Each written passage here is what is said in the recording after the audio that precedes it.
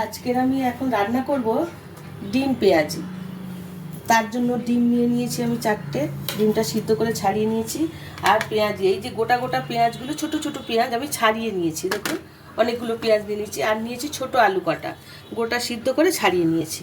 এর জন্য লাগছে আদা রসুনের পেস্ট, একটা পেঁয়াজ কুচানো, একটা টমেটো কুচানো, নুন, লঙ্কা, হলুদ গুঁড়ো, লঙ্কা গুঁড়ো, জিরে গুঁড়ো, গোটা গরম মশলা আছে, 5 ফোড়ন, আর ফোড়নে দেবো তেজপাতা, শুকনো লঙ্কা, অল্প একটু মিষ্টি রেখেছি।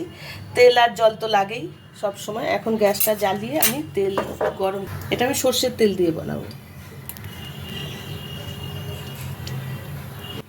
তেলটা গরম হতে থাক।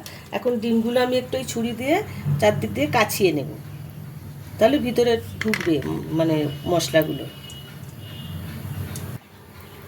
তেলটা গরম হতে থাক, তার মধ্যে আমি এই ডিমটা নুন আর হলুদ দিয়ে মাখিয়ে নেবো। মাখিয়ে এটা আমি একটু লাল লাল করে ভেজে নেবো ডিমটা। এখন কড়াইতে তেল গরম হয়ে গেছে, আমি ডিমগুলো ভালো করে ভেজে নেব।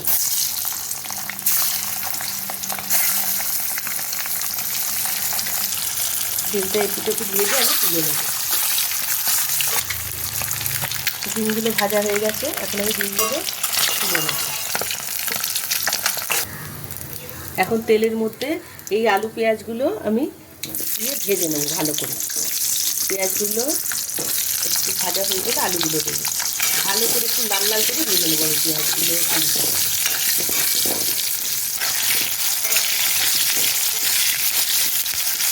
এখন এর মধ্যে আমি এবার আলুগুলোও দিয়ে দেবো।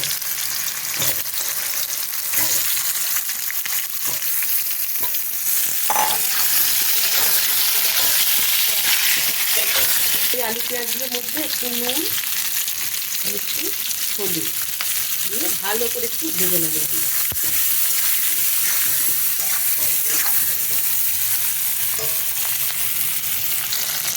পেঁয়াজ আর আলুগুলো ভাজা ভাজা হয়ে গেছে, এখন আমি এগুলো তুলে নেব।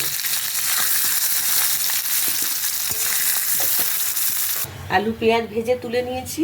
এখন আমি কড়াইয়ের মধ্যে দেবো একটা গোটা তেজপাতা, একটা গোটা লঙ্কা, কিছুটা 5 ফোড়ন, আর দেবো সামান্য গোটা গরম মশলা দিয়ে ভালো করে নেড়ে চেড়ে এখন আমি দিয়ে দেবো পেঁয়াজগুলো। পেঁয়াজগুলো একটু ভাজা ভাজা হয়ে যাবে।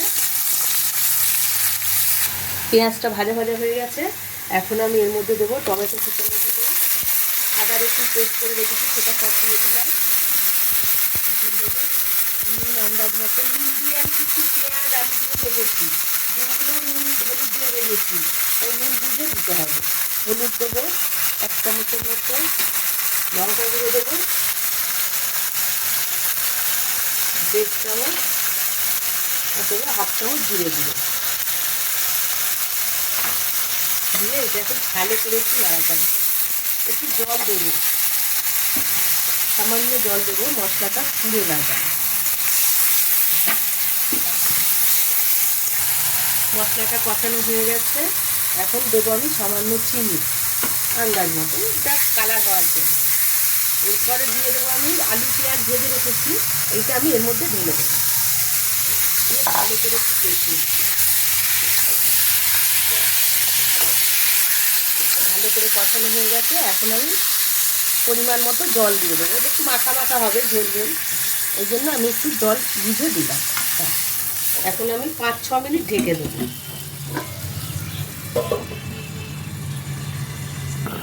4-5 মিনিট হয়ে গেছে, এখন আমি ঢাকাটা খুলে দেখি।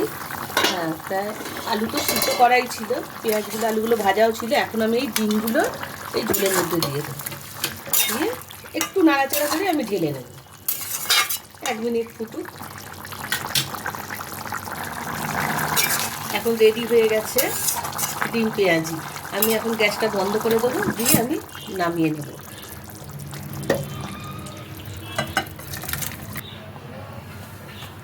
রেডি হয়ে গেছে ডিম পেঁয়াজি। এইভাবে করে দেখবেন, খেতে খুব ভালো লাগবে। ডিম আমরা অনেকভাবে খাই, আর ডিম হলো সবারই প্রিয় খাদ্য একটা।